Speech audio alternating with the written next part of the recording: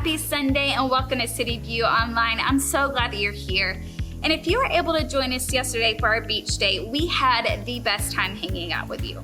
Some of us made a fool of ourselves trying to figure out how to surf, but most importantly, we had the best time laughing with you, having good conversation, and enjoying some fun in the sun. Speaking of more fun, August is coming around the corner and it's gonna be jam-packed full of exciting things for you to be a part of. We're gonna be celebrating our 1-year anniversary as a church, which is insane that it's already there. We cannot wait to celebrate that with you. We'll also be having Love Week, which is an incredible opportunity to serve our community, something we've done before that we would love for you to be a part of this time. And we'll also be having our Connect class, which is a way for you to connect here at the church and figure out where you may want to serve, but also figure out more about your gifts and your talents and how God has uniquely wired you and how you can use that wherever you're at.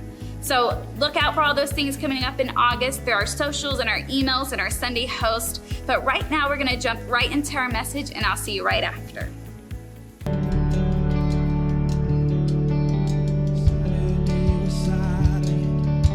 Surely it was true.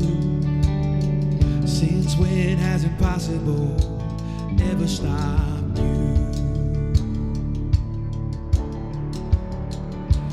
Friday's disappointment, and Sunday's empty too.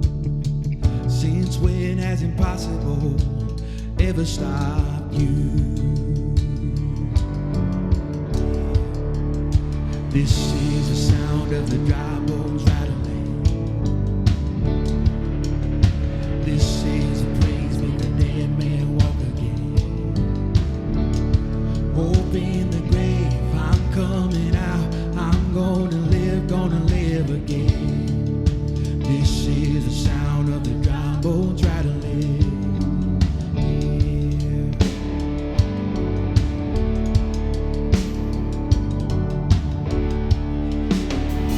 Pentecostal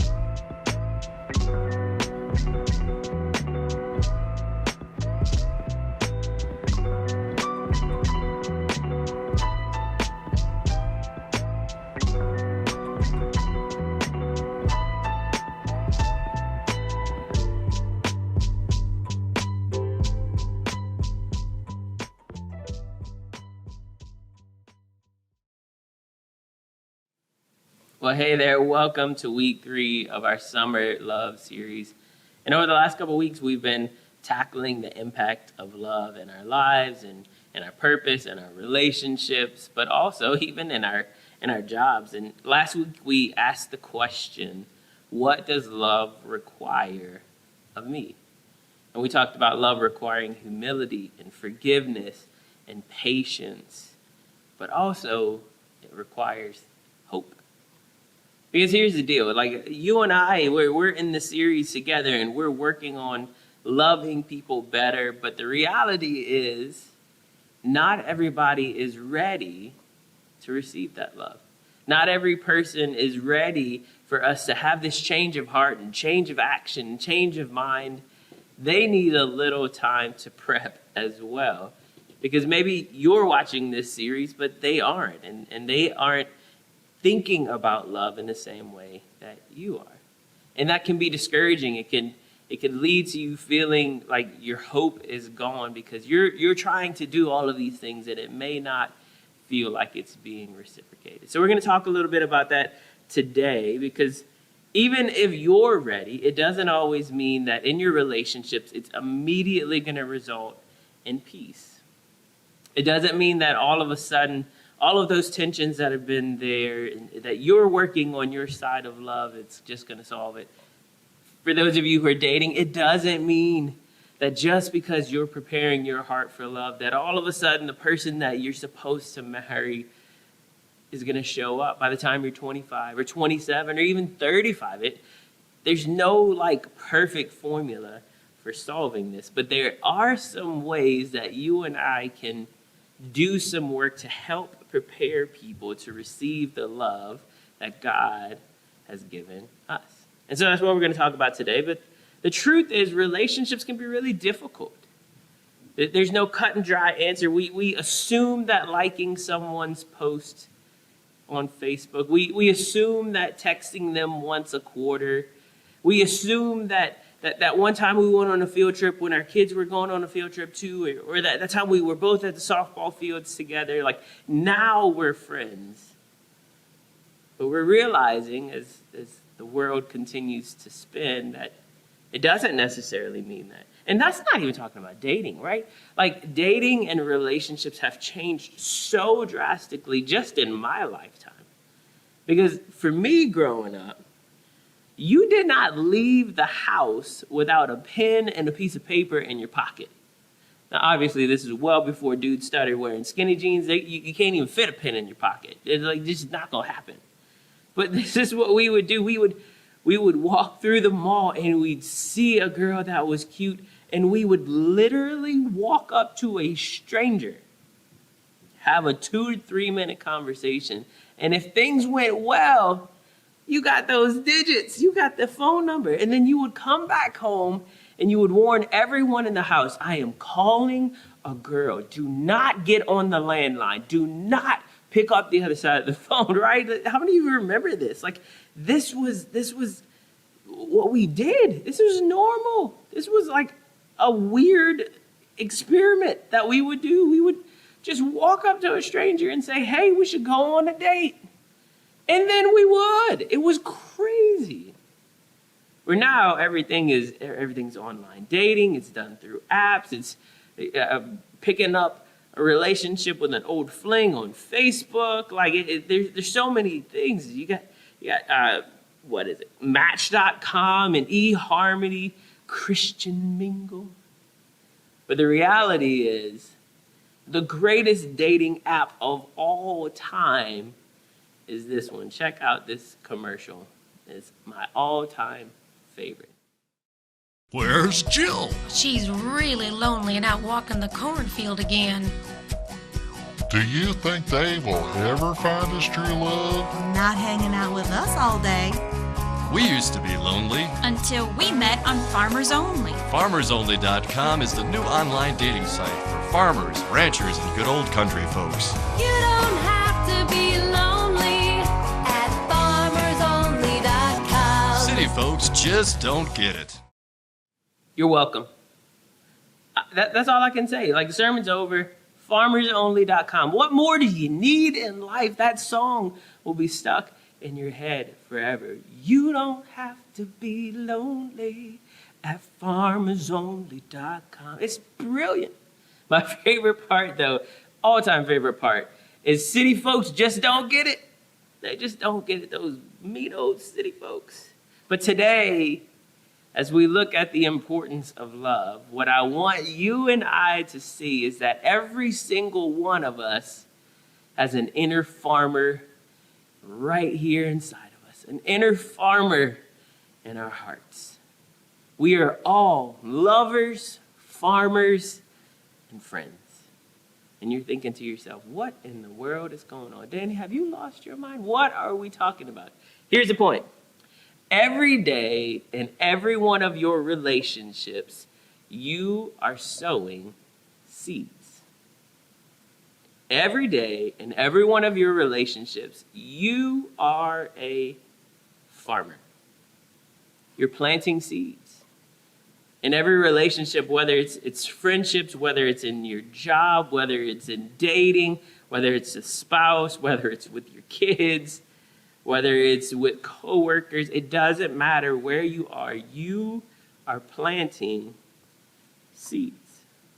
It's just a part of what we do in our life. Our interactions with one another, our connection with each other, it requires, it demands, it just naturally happens that you and I are planting seeds. But the big question is, what seeds are you planting? Are you planting seeds of trust or distrust?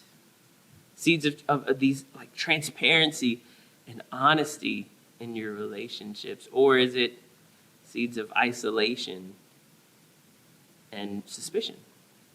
What seeds are you planting? Are they seeds of grace or seeds of judgment?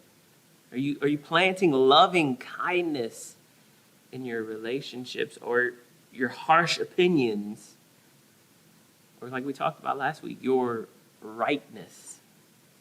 Are you planting seeds of peace or of anger? Are you building bridges between you and people, you and your relationships? Are you creating pathways where trust is being built and peace is being found? Or are you a pyromaniac that's just burning every bridge that you possibly can because your anger is just out of control? You're burning trust. You're burning peace. You're burning connection. You're burning memories. You're just burning everything because you're so exhausted and you're so frustrated and you're so tired that you cannot help but plant seeds of anger. And finally, are you planting seeds of hope or seeds of apathy? Are they seeds that believe the best in others? Or are they seeds that have just given up on trying? Seeds of giving up on the pursuit. You see, the problem is not that we're planting seeds. The problem is that we're rarely planting seeds intentionally. We're rarely planting them on purpose. Ask yourself, do you know what seeds you're planting in the heart of your children? Do you know what seeds your words and actions are planting in your spouse? Do you know what seeds you're planting in your community through the way that you treat your server at a restaurant? Some of you are like, what does that have anything to do? It has everything to do. There is nothing more infuriating to me than someone to leave a church service, go into a restaurant, and treat the waitstaff as if they were trash and below them, being disrespectful and just like, how do you walk out of the presence of God and go and do that? What seeds are you planting? And the problem is, those servers, they know you just came from church. You still got the church bulletin hanging out in front of you. Do better. Sorry, the soapbox, I'll get off of it. But do you know what happens to the temperature in the room when you show up to the office? Does the temperature in the room get cooler and calmer and more peaceful? Or does everyone's heart start racing? Everyone's eyes start rolling. Everyone's frustration and tension level increase the moment you walk into the room. What seeds are you planting?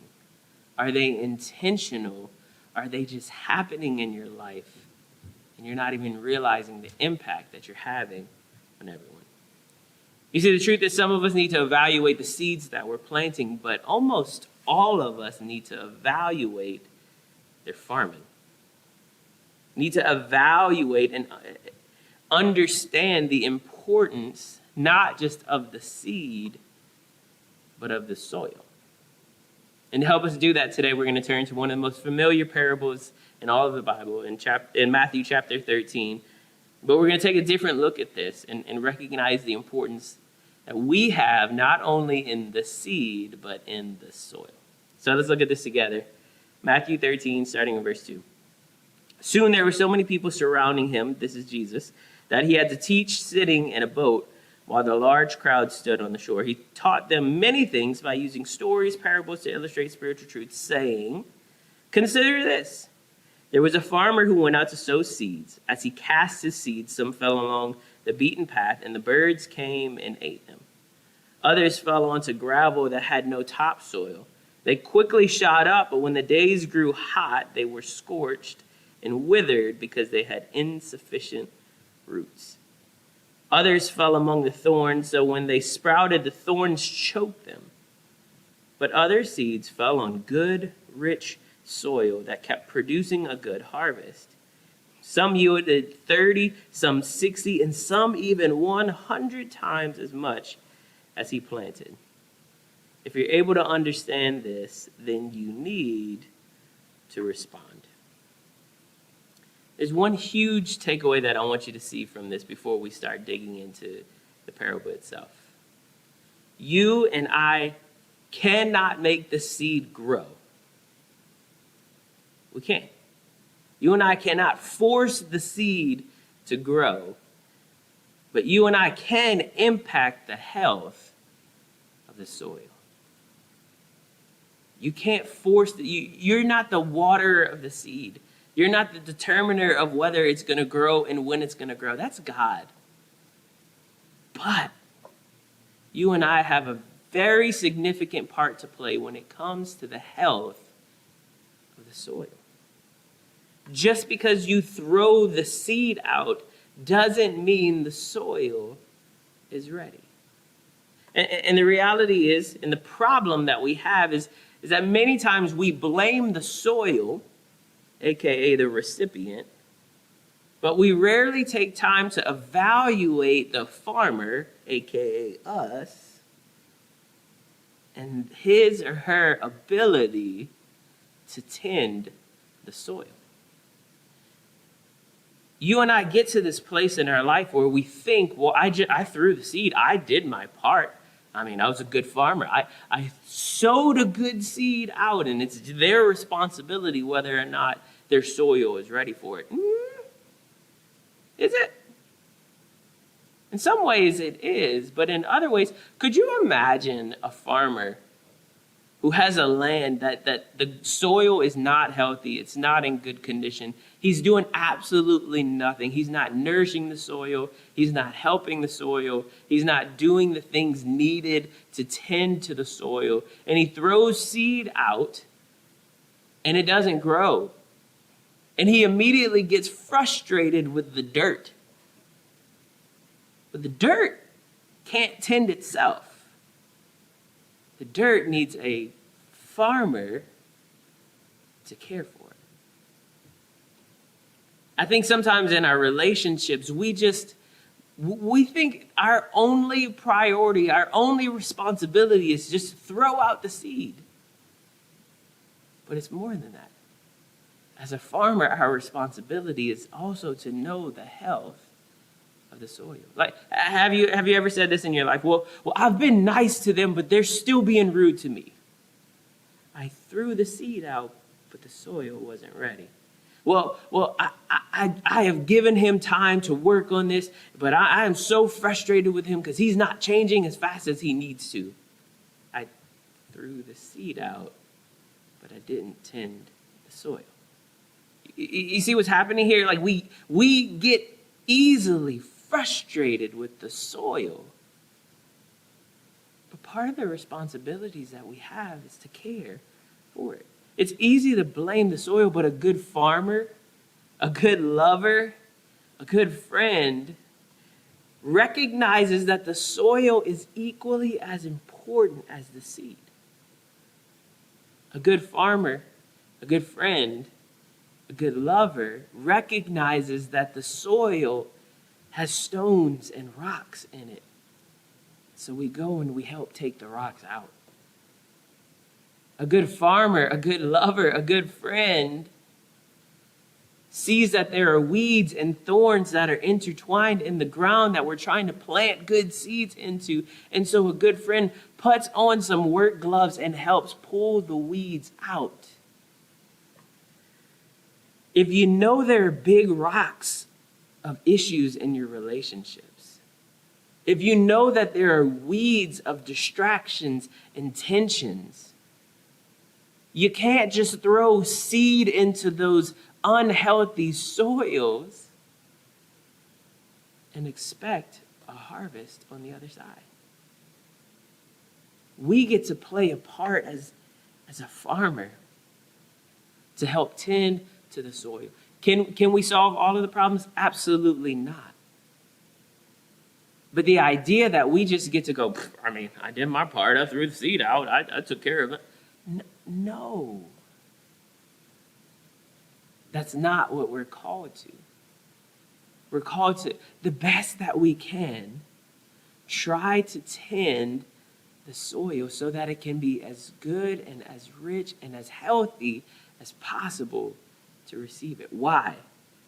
When a healthy seed finds healthy soil, the harvest is exponentially greater than what was planted. I love how Jesus says, in the good soil, it produced 30, 60, even 100 times more than what was planted. Exponentially greater. That's what's on the other side. When we care about the seed and we care about the soil, the Lord will bring a harvest from that that's exponentially greater than we could ever imagine. But it brings us back to evaluating the soil. It brings us back to evaluating the heart of those who are trying to plant seeds in. The first thing that Jesus gives us, he gives us 4 examples of soil. And the first one that he gives us is the path. The path. This is a person who can experience love, but past pain blocks it from taking root. It blocks it from taking root. The moment that it hits, they don't know how to respond to it, and the birds come and they swoop and they take it away, and it's gone. Jesus says this as he was explaining the parable to the disciples a few verses later in verse 18. He says, now you're ready to hear the explanation of the parable of the sower. What was sown along the path represents the one who listens to the message of the kingdom but doesn't understand it. The adversary, the enemy, then comes and snatches away what was sown into his heart.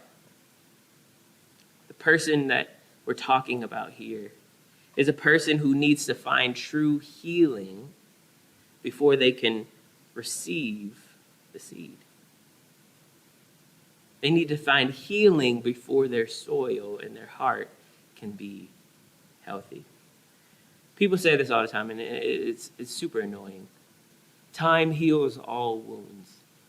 That's not true. It's just not. Time doesn't heal all wounds. There are people in your life that are walking, gaping wounds. There are people in your life that they've experienced things as a child. They've experienced things in their life that there are deep, gaping wounds in their hearts that have not been healed. And you and I have to understand it doesn't matter how good the seed is. If their heart is broken and hardened and unhealthy, the seeds can't take root. Maybe for some of you, you're that person. You thought and you believed the lie that time heals all wounds. I don't have to actually deal with my pain. I don't have to deal with the wound. It'll eventually just heal itself and go away, but it hasn't, and it manifests itself in so many different areas. I've told you guys this truth before, but it bears repeating. If you don't heal what hurt you, you'll end up bleeding on people who didn't cut you. It's important to understand that there's deep healing that needs to happen for some of those wounds. And until they do, there's no way that the soil will be healthy to receive even the greatest amount of love, even the greatest seed that can be planted. They can't fully embrace it because their heart is hardened like the path because they need healing. The second one that Jesus talks about is the gravel. This is the person that lives with only surface level relationships that are really easy to abandon. Matthew 13:20. The one sown on gravel represents the person who gladly hears the kingdom message, but his experience remains shallow. Most people live in the shallows of their hearts, live in the shallows of their relationships. Oh man, sure is a hot one today. It was a little bit cooler yesterday. Like, that's the depth of the conversation. But how are the kids doing in baseball this year? Girl, did you see The Bachelorette this week? It was so crazy. Right? That's all that we get to in many of our relationships. We live in the shallow. We long for depth in our relationships. We long for these deep and meaningful things, but we settle for the shallow end of the pool because it requires less work. Hey, listen, I don't know about you, but I know for me, it doesn't matter what happens. I cannot just float. I can't just float in water. My bone density is too heavy, and I know it has to be my bone density because I've been fat and I've been skinny, and I can't float either way. Like, it doesn't matter when I'm snorkeling, when I'm surfing, when I'm swimming in a pool. When I go to the deep end, I have to just kick the whole time. It takes work and it takes effort. I don't just have the ability to just pop up and it's all good. It just won't happen for me. And I think for some of you, you feel that same exact way when it comes to your relationships. That every time you try to go to the deep end of the pool, every time you try to get deeper into your relationships, you get to that place where you just can't do it. It just feels exhausting because the shallow end of the pool, it's easy to walk out. It's easy to step out. It's easy to abandon it when there feels like there's tension or there's hurt. And so we avoid going to the deep end of our relationships because it requires work. But if you settle for the shallows, that's all you'll ever have. You miss out on the depth of a relationship. That's what happens in our lives and our hearts when we don't allow the seeds to take root. And there are people in your lives that they're in that same exact place, and you have to help them find that depth of soil. The third one is the thorns. Jesus talks about the thorns and the weeds that grow up in our lives. And this it represents a divided and a distracted heart where the seed is suffocated and the nutrients are robbed from it. You see, you have to understand in your life that you have a real enemy of your soul and a real enemy of your purpose. An enemy who wants to plant weeds and thorns in your heart and in your mind and in the soil that the seed is being planted in. And these thorns and these weeds are there to suffocate the hope out of you. To be so perilous and so scary and so challenging that the thorns don't make it worth growing because you're afraid of the pain that's on the other side of it. In the moment you get to that place where you feel like, you know what, I'm ready to take that step. I'm ready to trust. I'm ready to get better. I'm ready to grow. The enemy of your soul rushes in, and those weeds begin to grow faster than you could ever imagine. When you get to that place where you hear a message like this, or you get a text from a friend and they reach out and you think, you know what, I need to do something. I need to get better. I need to contact them. I need to go grab coffee with them. I need to have this deep conversation with this person in my life. You hit those spots in your life where you're ready to grow. You're ready to dig a little bit deeper. But the enemy of your soul reminds you how depleted and how exhausted and how it didn't work last time. So why are you going to try it again? The enemy of your soul wraps his thorns and his weeds into your heart, and you never can grow. You're stuck. But we break through that by being connected to the vine. Jesus said it this way in Matthew 15:5. He says, I am the vine, you are the branches. Those who remain in me and I in them will produce much fruit. But apart from me, you can do nothing. What vine are you attached to? Is it Jesus? Or is it to achievement, to affirmation, to validation, to financial status, to likes on Instagram? Like what is it in your heart and in your mind that you actually are attached to? Are there thorns and weeds of distraction that the moment you try to let it take root, you're distracted by the cares of life? You're distracted by the things that come in to rob you. A divided and a distracted heart suffocates the seed and it robs it of its nutrients. We have to understand this is why weeds grow faster than the plant itself, because the weed attaches to the root and robs the plant of all nutrients. That's why the weed can shoot up super fast, but the plant struggles to grow. In your relationships, they struggle to grow when there are weeds and thorns that are planted in those areas. And so we're called and we're challenged to go a little bit deeper and recognize that our responsibility is to go through and pull those weeds, to pull those thorns, and to help there be depth and growth. So the challenge that you have to ask yourself is, what is dividing or distracting your heart? What's dividing and distracting your heart? Which leads us to the fourth one, the good soil, the one that we all want to have, the one that we want to see. The good soil is a heart that is empowered by Jesus and healthy enough to produce good fruit.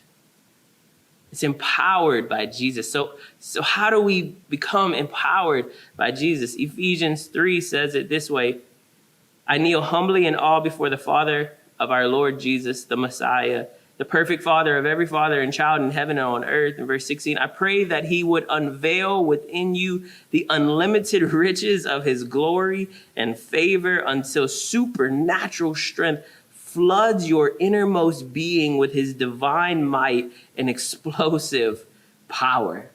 That's intense.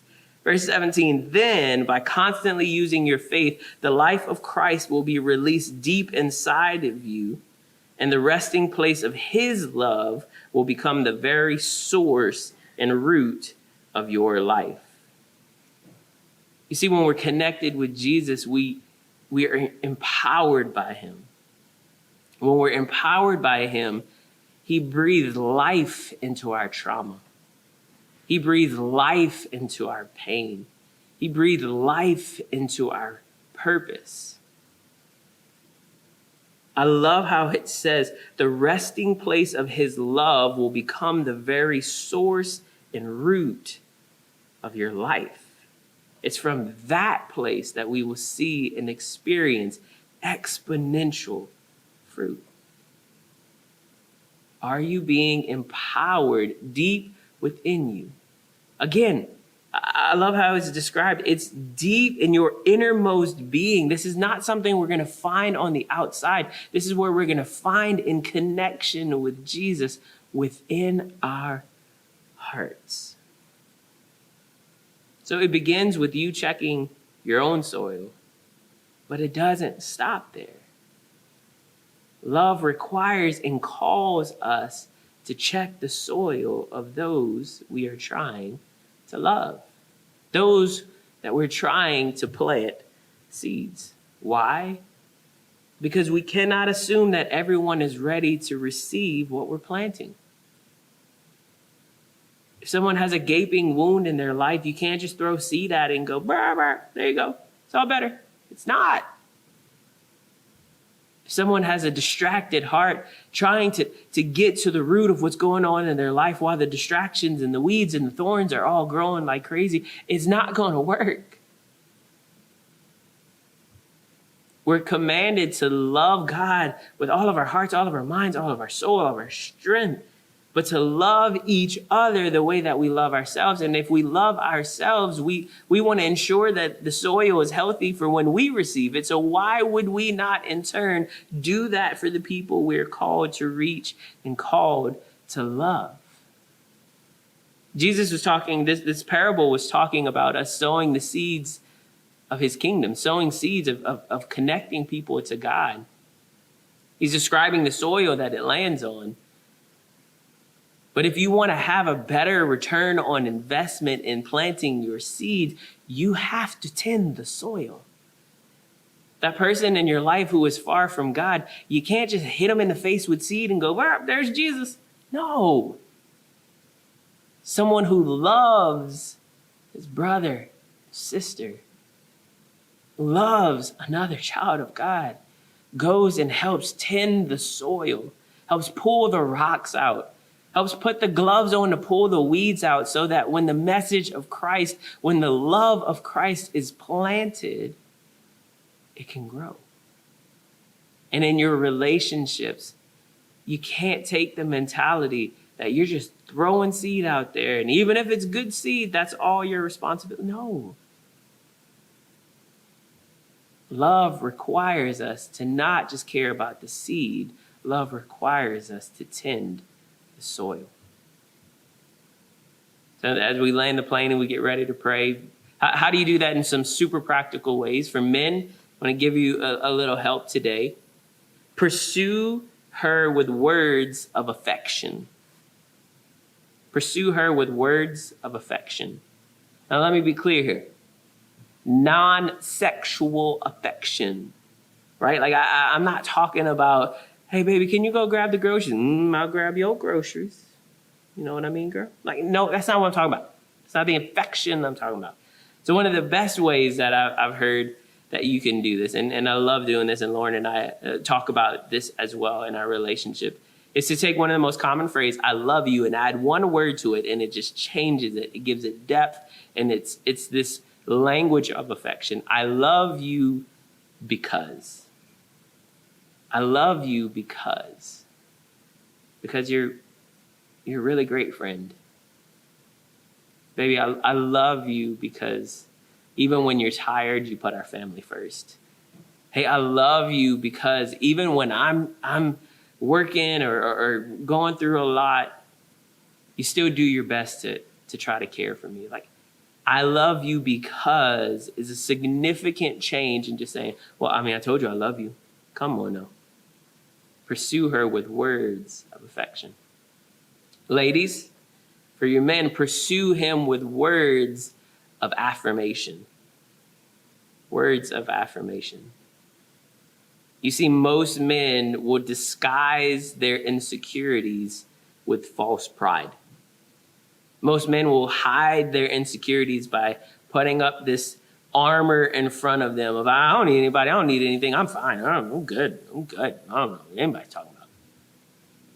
There's insecurities deep within there that need healing. One of the greatest gifts that Lauren has ever given me in our relationship, and she's done it from the beginning, is Lauren has called out greatness in me, even when I didn't feel like I deserved it. Even when I couldn't see it for myself, she called out greatness in me. You have that same opportunity as well. Call out greatness in your husband. Well, he gets on my nerves. He always will. Boo, I'm sorry. That's just what we are. We're working to get better. It's a tension, it's a give and a pull. It's something that's going to be there. But if you choose to call greatness out of him, it gives him an opportunity to live up to that call far more than being beat down by what he's doing wrong. Call out greatness. Now, I don't want to leave out such an important group. Those of you who are dating, those who are not married yet, I want to give you one last piece of advice as we get ready to pray. Spend time with the Lord, becoming the one, not just trying to find the one. It's one of the greatest phrases of advice I ever heard when it comes to dating. Because you spend all this time trying to find the one, but if you don't take the time and allow the Lord to bring healing and that depth from the innermost being, the empowering your life, supernatural strength, if you don't allow the Lord to do that, I've seen it happen way too many times that someone feels like they find the one, but they themselves are not ready. Danny, I found the love of my life. He's amazing. He's everything I've prayed for. But I'm not ready because I got all kinds of junk going on in my life. Spend time becoming the one that you're hoping to find has been praying for. As you're becoming the one, I promise you the Lord will bring that person into your life at the perfect time where you have depth and they have depth and the connectivity comes and it's a beautiful thing. But don't waste your time trying to find the one and never spending intentional time with the Lord to become the one yourself. Lovers, farmers, friends, care about the seed, but also tend the soil. Love requires not just healthy planting, but healthy farming ahead. In your relationships, in your friendships, in your job, don't just care about the seed. Care about the soil. And as we do that, we'll see healthy seed meet healthy soil. And the God of the harvest will be faithful to produce great and mighty things through those two healthy sources. Let's pray. Lord, I thank you for this parable. I thank you for the challenge that it isn't just about the seed. Lord, that we have an opportunity and a responsibility to care for the soil. Not just our soil, but the soil of those that are around us in our life. God, you have given us this circle of influence. You've given us a connectivity with people, and you've given us a calling to reach them. And one of the greatest ways that we could do them is not to just throw seed at broken and hardened and unhealthy soil, but to spend the time relationally with people, cultivating the soil so that when the seed is planted, it can have healthy roots. Jesus, give us wisdom in our relationships and our conversations. Give us boldness. Lord, I pray for those who are representing the path, those who have wounds deep within them. Lord, would you bring supernatural healing to them? That you would connect them to the right counselor, that you would connect them with the right people in their life, that would allow them to heal the wounds so that their hardened heart can be softened, to truly receive your love because they have found healing. Lord, we thank you for the opportunity we have that you call us to be farmers, to plant seeds, and to care for people. Lord, we love you and we thank you. We pray all of this in Jesus' name. Amen. I love how Pastor Danny unpacked planting seeds and the fact that we plant seeds every day. Sometimes they're healthy seeds, sometimes they're not. And so as you think about what seeds you may be planting in someone else's life, he mentioned this challenge, and it was this: what is dividing or distracting your heart? Many times when we look at what's dividing or distracting our heart, those are the same type of seeds that we plant in other people. So we're praying for you and praying for the seeds that you're planting, and we pray that they are planting seeds of growth and of health. As always, thank you for your generosity and the difference that it's making. The summer challenge has been incredible, and that gives us an opportunity to do fun things like our beach day and the incredible August that we have coming up that we want you to be a part of. So as you're continuing out on your summer adventures, remember you can set up recurring giving as one less thing to have to think about while you're out and about. But we hope to see you next Sunday right here in service, and if you can't join us in service, we hope to see you online. Have a great week.